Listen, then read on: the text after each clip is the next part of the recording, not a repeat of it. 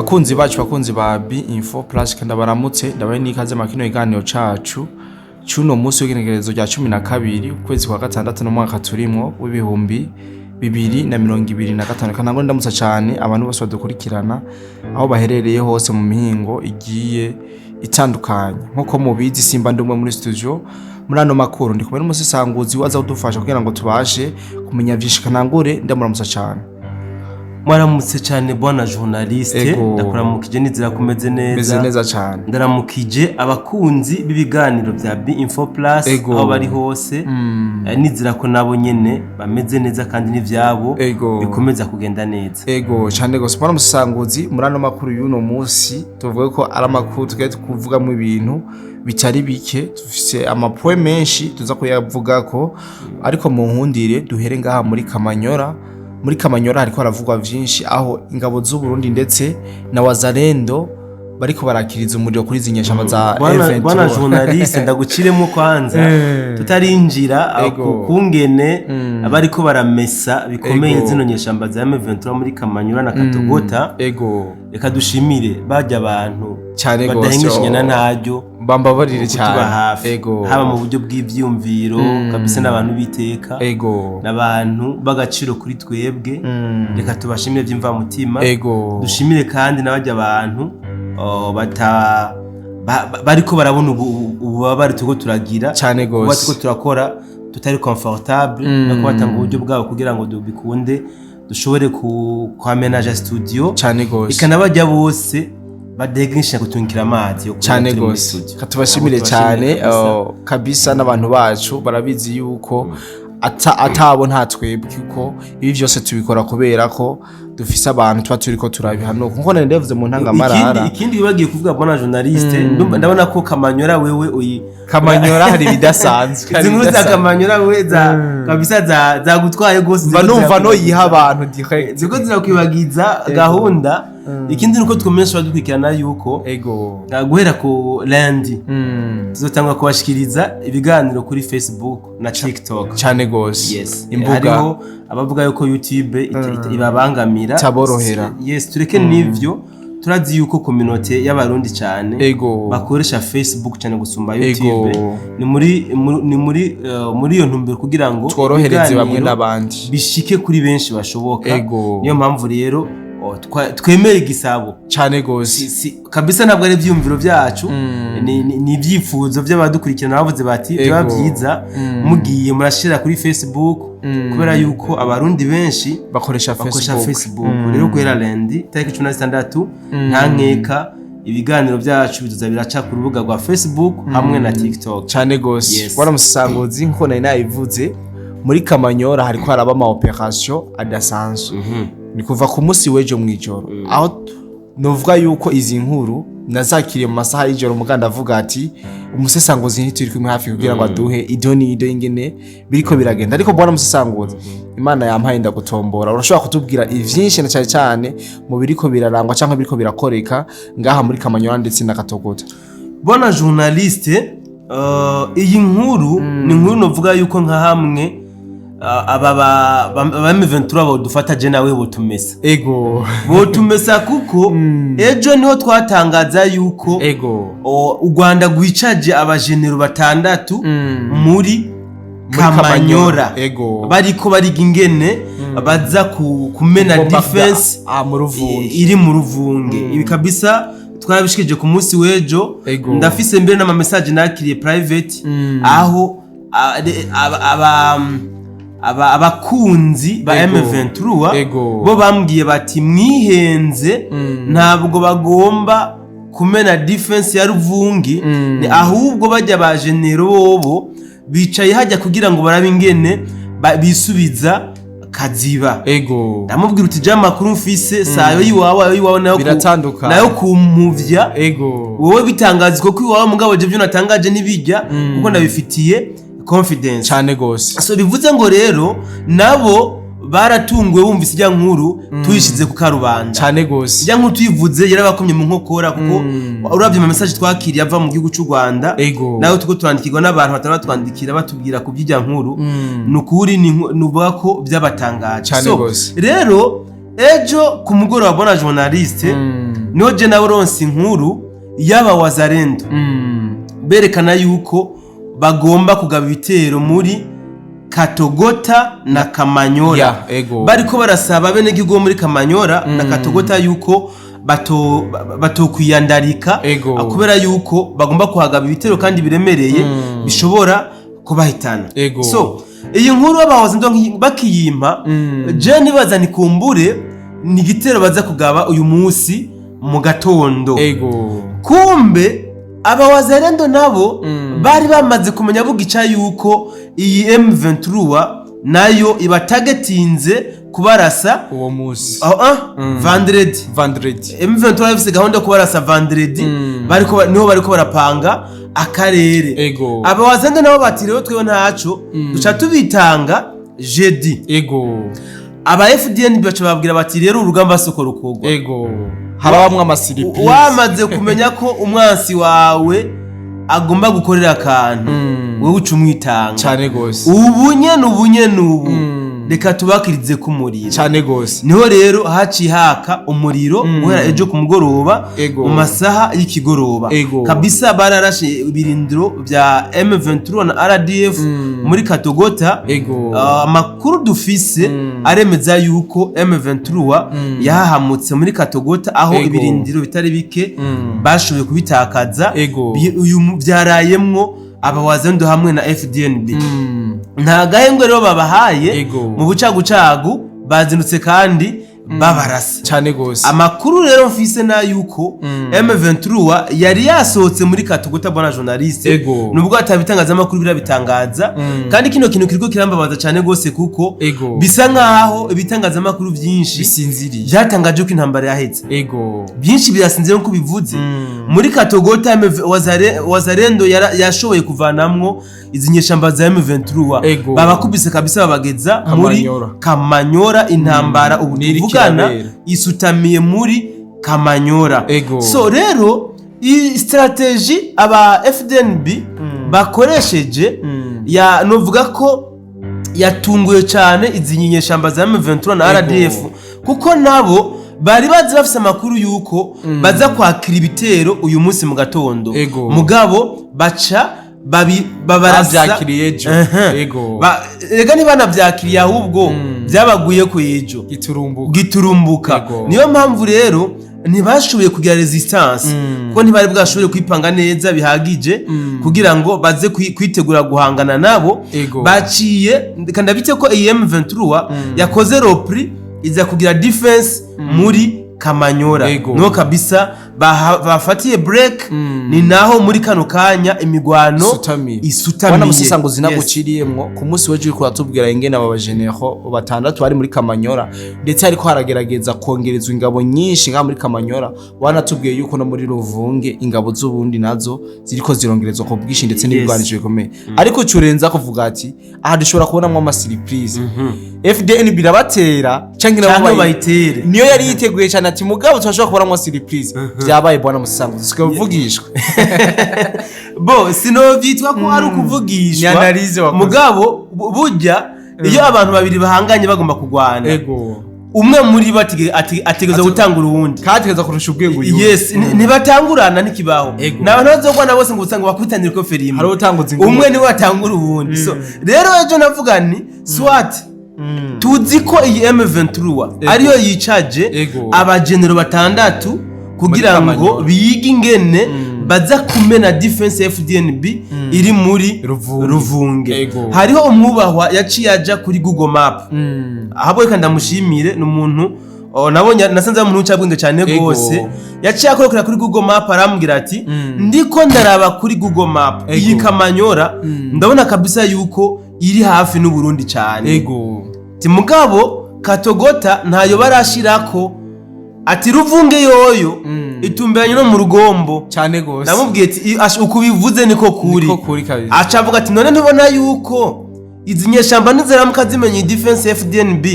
uko no mu rugombo hazoba hafashwe cyane gose hazoba hagiye muri danger. Namubwiye ni mwubahwa ibintu by'intambara biragoye kuva mu kwa kabiri baracarondera ko bamena iyi defense iri muri Ruvunge kuva mu kwa kabiri ubu turi mu kwa gatandatu tariki 12 ntabyo barashobora ariko hari n'igihe atari bawotera FDNB akaba ariyo ibatera voilà rero FDNB ejo niyo yacigira iki yacitangura kubarasa base kwakira abashitsi bemera kuba abashitsi yes twibukanye kandi yuko ba bantu badukurikirana bavuga yuko ekipe yataka ari ikunda gutsinda rero kuba uyu munsi kaziba iri mu minwe y'abawazarendo kumbure na Katogota kaza kuguma mu minwe y'abawazarendo na FDN hirya yejo na Kamanyoro zoba yagiye cyane gose baravye zoba yagiye kabisa so aha rero ngomba nce ndahinjira ko bona journaliste n'amakuru yiri wara trendinga cyane ku munsi wejo ejo inkuru ngira nitwe tutayivuze ko aho ibitangaza amakuru byose byatangaza yuko leta zunze ubumwe za Amerika zasavye igihugu cy'u Rwanda yuko kigomba gukura ingabo zaco mu gihugu ca Kongo n'ingabo ziri hagati y'ibihumbi 7 n'ibihumbi 12 sivyo ibitangaza amakuru byinshi rero byaravuze kuri iyi nkuru birerekana yuko leta y'u Rwanda igiye gukurayo ingabo zayo muri Kongo kugira bikunde ibandanye ibiganiro na leta ya Kongo muri leta zunze ubumwe za Amerika ndetse hariho n'amakamyo mbona nako imodoka zijeje kunguruza abantu zo muri agence mu gihugu cy'u Rwanda zagaragaye neza zinjira muri Goma aho zinjiranye muri Minova aho rero benshi bace bakonfirma inkuru bavuga yuko koko leta y'u Rwanda ishoboye kwemera gukura ingabo mu gihugu ca Kongo kugira bikunde ibandanye ibiganiro ariko rero na journaliste jewe nk'imbono yanje ni nka jewe bantahure je ndabona yuko leta y'u Rwanda iza kwemera ahubwo kuva mu biganiro kwikura mu biganiro ingabo iva mu biganiro yes leta y'u Rwanda hako ikura ingabo muri ku butaka bwa leta ya Kongo ituma yemera gusokora mu biganiro uzi impamvu ndakivuze bona journaliste aba bajenero batandatu bamaze bicajwe hano muri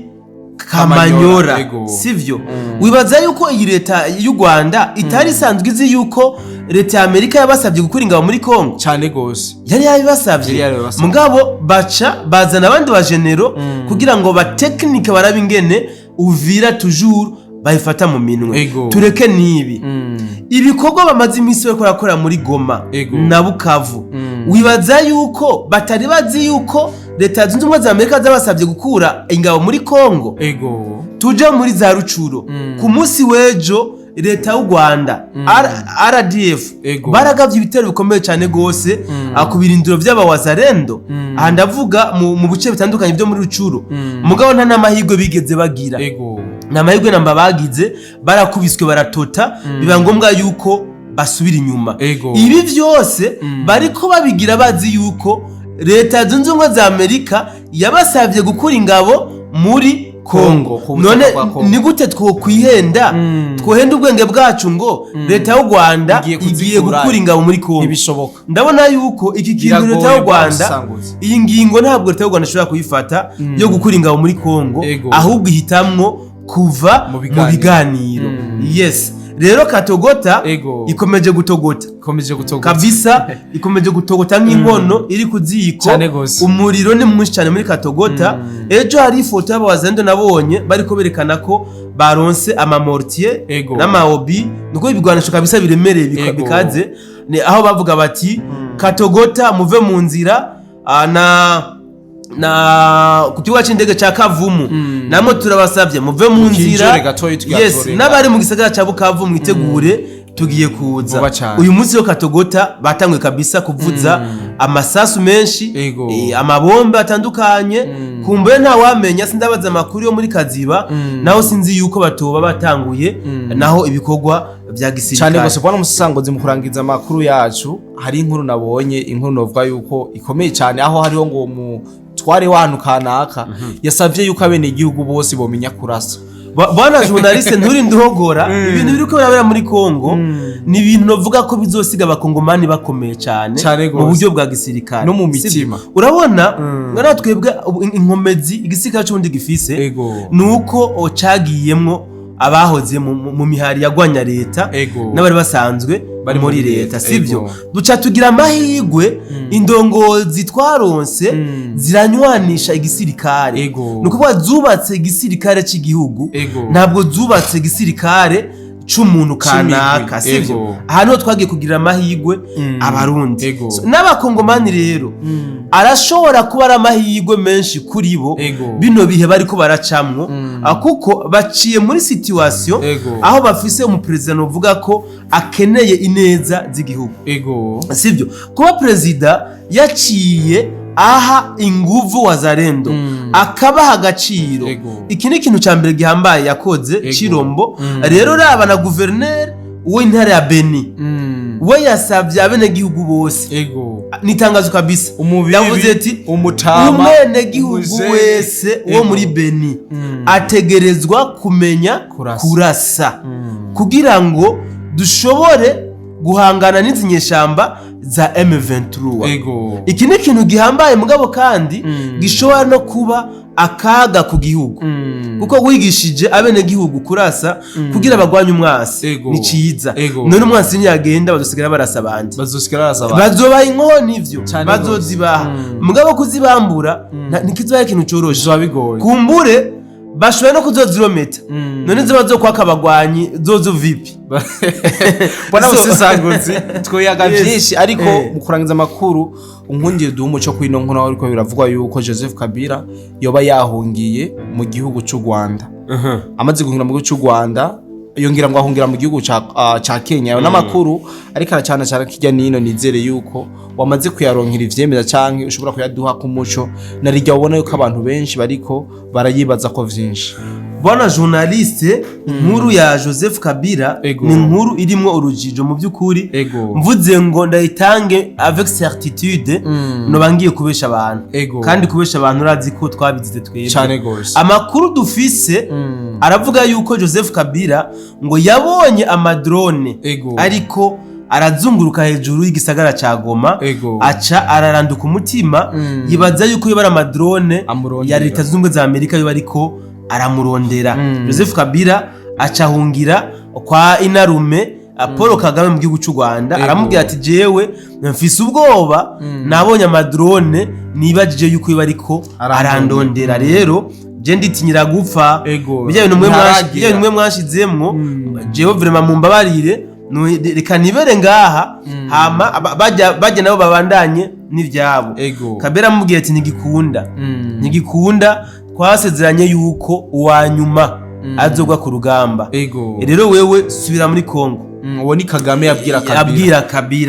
Kabila ati jaho konsubira muri Kongo rero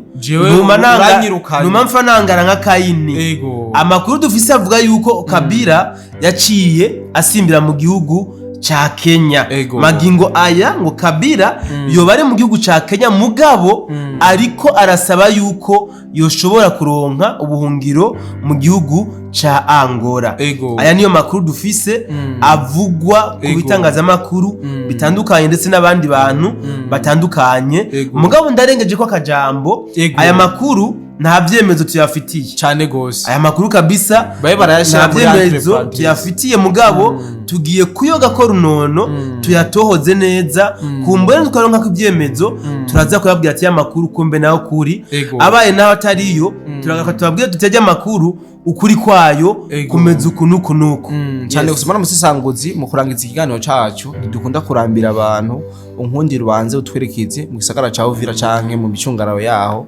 utubwire ngene situation zifashe yes bwana journaliste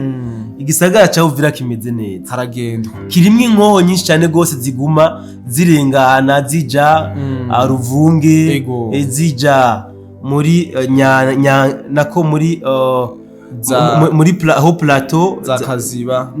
za Minembwe yes za Minembwe za muri Fizi donc yes muri Rugezi nanda hebage muri Rugezi hari ibigwanisho guma birengana bija muri Rugezi gitusa urumva yuko biriko birava muri Uvira Uvira rero haratekanye abene gihugu baho bikogwa mirimo baguma bakora babikora ukuri kwamye ataco bicura ataco binona cyane gose bwana musanguzi reka ndangize ndagushimira cyane ndagushimiye cyane nanje bwana journaliste ariko kandi amushimiye cyane gusumba nabakunzi b'ibiganiro bya B-Info aho bari hose kuko nabantu biteka bari ivyumviro bitandukanye baradukurikirana bakatwereka aho twokosora naho twoshira ingufu cyane gusumba rero ndabike banure nizira yuko kumbure Imana nabidushoboza tuza kongera guhurira mu bindi biganiro cyane gose imiryango iracuguriye ku bantu bose bafise ivyifuzo canke intererano haba mu byo tugomba gusangiza abandi babifise ingufu cyane mu gihe babiducishije ko tarinze kubishira muri groupe direct bakabidushisha kugira ngo tubisangize abandi hari ababidusobe ko tubishira ku rubuga rwa YouTube canke twabishira mu yandi ma groupe nayo imiryango iracuguriwe barahawe ikaze kugira ngo tubandanye duha ijambo bose nko twabivuze yuko iyi B-Info Plus ari ijambo rya bose kandi nshimire cyane abantu bose twabanyuma kino kiganiro nizere yuko bashoboye kubumvira byinshi twongere kubona no mu kindi kiganiro bye bye.